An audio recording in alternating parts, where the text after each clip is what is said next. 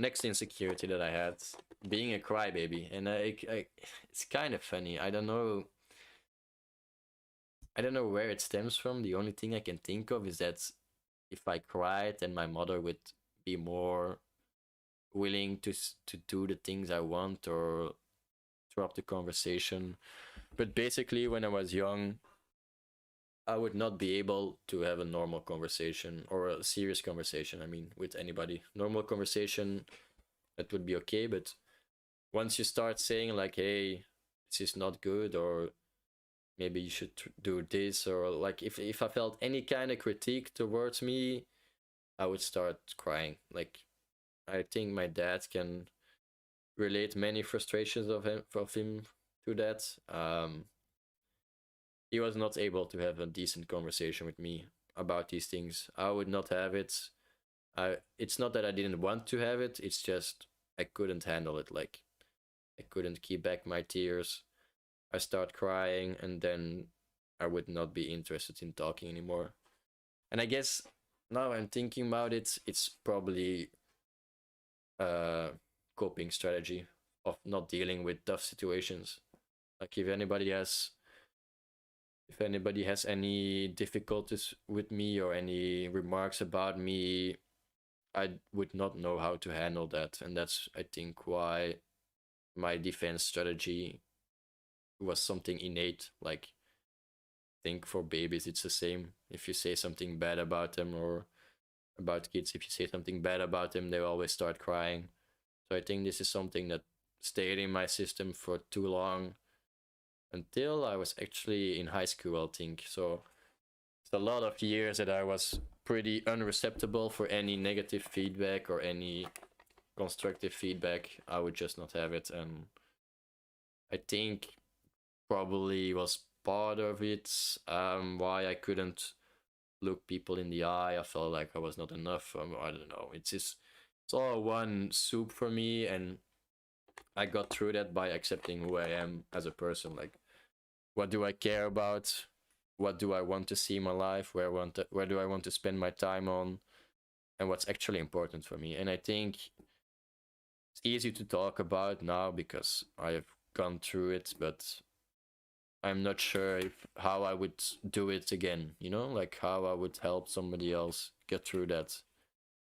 It's something logical for me because I had a lot of introspection, but I don't think that is the way to go. Like, I think there are different ways, and sometimes it will be in your reach that you can do something, sometimes it will be not in your reach, and then it will only be how you react to it or how you interpret it. And that makes it more difficult, I think, to deal with it. So identity insecurities, I cannot give really advice on that. It would be weird for me. I would say the best thing you can do is analyze yourself. Like, why do you feel insecure about it? Why does things another person say hurt you or make you feel bad? Or what is actually the root cause? Like, try to, how you say it, go upstream to the river. Where does it start flowing? Where is the first bad feeling that I had in this conversation? Was it when the person said this? Or, and it can relate to the person themselves. It can be a bad person just saying bad things, but it can, most of the time it will be yourself misinterpreting or taking it too personal. And I'm still victim to this. I'll add this to my list of insecurities for later. So I still have these insecurities about people talking negative things or like not a positive thing about me. I'm still struggling with accepting that, and I think my close friends know that. Like, I can take something very personal that is not meant personal, or I can take something out of context and be like, why did you say that? You're just triggering me for no reason. It was maybe never their intent to trigger me. Sometimes it is, but most of the time I think, not most of the time, like, it happens from on a rare occasion that I would still be triggered by something that I don't know why. Like, the person didn't inherently said something bad, it's just I perceived it bad. Why is that? Why why did I perceive it bad if that person didn't meant to hurt me? Like, especially when a friend says something, you, if it's a good friend or somebody you like, you went through the stages from, okay, I did something for them, they did something for me, they were there for me in tough times, I was there for them in tough times. If they say something to you, they're never gonna be with bad intent. Like, it's always gonna be to help you or to have conversation with you. So if you perceive something bad that's coming from a good friend of yours, it is your own insecurities that are talking. They are taking control of your emotions, and you should be able to deal with them, but at this point you are not. And it takes a lot of self-reflection to figure out, where did it stem from, where did my insecurity start, and which was the trigger.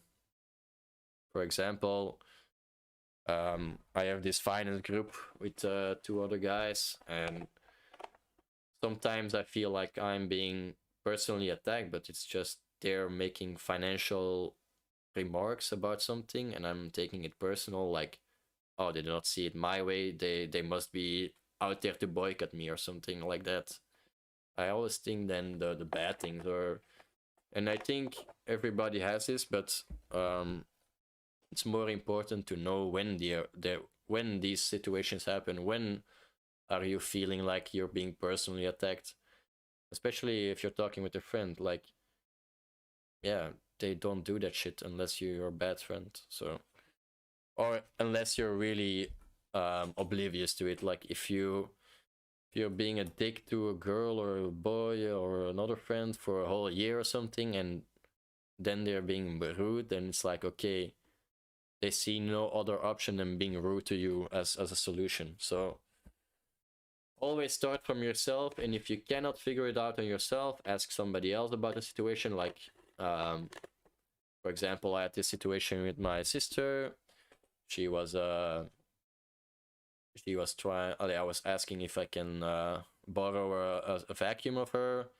She was like, no, but I'll sell it to you for this price. And I was like, she has like a whole calculation about the price being, and then I was like, wait, why am I paying for, like, you're my sister, right? Like, we should share these things, and I don't get it why you're making this so complicated, making a formula for how much it's worth to you. And then I went to my parents, like, is this normal? Like, is it just me or whatever is going on? And then they were like, oh no, I also think it's pretty strange. And then it kind of got solved. That it means, like, sometimes it's very nice to have an outside perspective, somebody that knows you both, knows the way you are both, and then can judge you separately on that. From, hey, maybe you did say something weird there, and then you're like, okay, the wording there was not perfect, so maybe I've also a bit to blame for it. But yeah, I think that's good enough for this insecurity. So the crybaby, I was not able to defend myself. Like, I would just cave. I would not be able to say what really bothered me, why I was feeling sad or not performing or whatever that it was that they wanted to talk about. And I was just insecure about myself. And the only way possible I saw to defend myself was by crying, because the conversation would usually end there if I start crying. Luckily, I'm not a crybaby anymore. I can officially say that I'm not really going difficult situation out of the way. I like talking about them. But when there is like room, first you get a bit triggered, you get a bit hostile, and then you have to let it rest a bit and then talk about it with somebody else or with the same person on a different time. And that's how you resolve things. They can say what you think, what they think you did wrong, and you can say what you think they did wrong, and then you can actually come to a resolution or a solution. So this one is also a funny one, and I'm really trying to stop this. Hey, the yes in the chat is listening. No, I really struggle with this, and this is one also that I probably used to Jesse. Is I would keep a list of things that bothered me about something or someone, and I would not say these things, or I would not speak about these things, but I would always keep it in the back of my mind. Like if somebody said something negative to me, I would bring the list to the front, and then I would rant about all the things they did wrong to me. And it goes back to this coping mechanism that I try to do. So it seems now that I'm listing these up that I had a lot of issues with dealing with negative feedback to me, or not negative, even constructive feedback.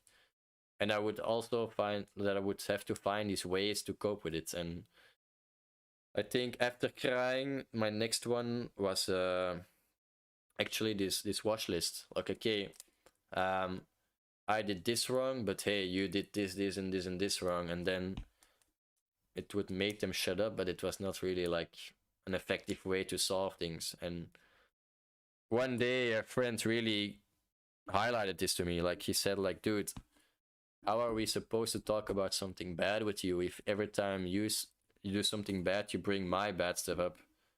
And I don't even know where they're coming from. Like, you're saying this so out of place, out of context. That made me realize, like, if it's really something that's bothering me, I should say it whenever it occurs. Like, if your friend is treating me shit, I'm just gonna say, like, hey, what the fuck you saying? And if they don't see it that way, I'm just out of there, you know? Like, I'm not taking that shit. I'm not gonna put it in the back of my mind on the list and then use it later because it's not as effective anymore. So I think for me, that's another coping mechanism of my identity insecurity, I guess. It seems like I had a lot of troubles being challenged to my identity. Maybe because I felt like I challenged myself a lot, and then I thought other people challenging is not appropriate enough. I don't know what the reasoning was behind there, but I think it got way healthier now. If anybody can confirm or deny, whatever, doesn't really matter. I'm just going for it. So that was definitely something bad that I did, and I'm sorry, Boris. And yeah, yes, I don't really care. So